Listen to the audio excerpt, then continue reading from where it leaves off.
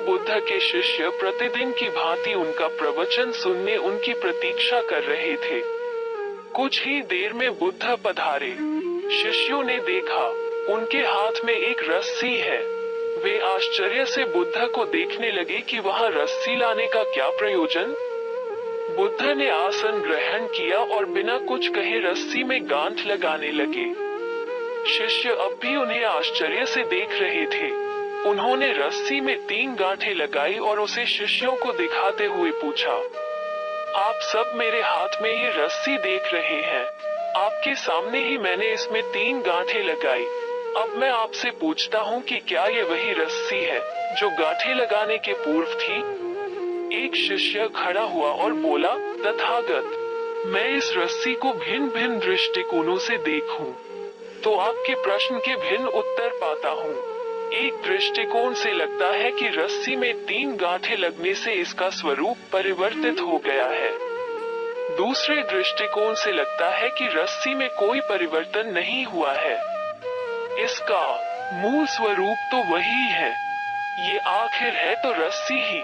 बुद्ध बोले, सही कहा। अब मैं इन गांठों को खोल देता हूँ। ये कहकर वे रस्सी के दोनों छोरों को पकड़कर खींचने लगे। शिष्य ने उन्हें रोकते हुए कहा, तथागत, ये आप क्या कर रहे हैं? इस तरह तो खुलने के बजाय गांठें और कस जाएंगी। तब इन्हें खोलना और कठिन हो जाएगा।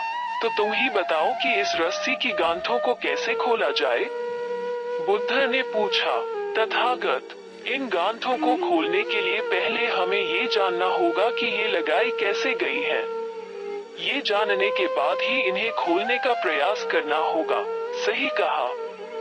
बुद्ध बोले, रस्सी और इनमें लगाई गांठों द्वारा मैं तुम्हें जीवन में आने वाली समस्याओं के निवारण का सही तरीका बताना चाहता हूँ। रस्सी जीवन है और इनमें लगी गांठें जीवन में आने वाली समस्याएं।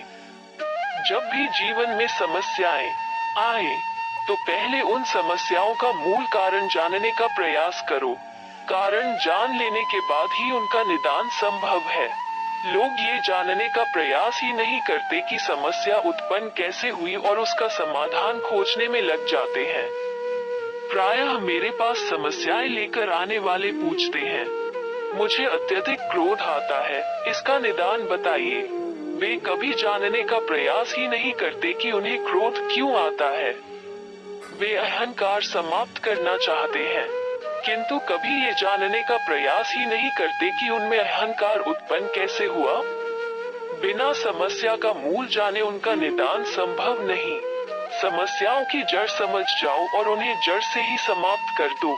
दोस्तों, समस्याओं के समाधान के पहले अच्छी तरह सोच विचार कर ये जान लें कि समस्या उत्पन्न कैसे हुई।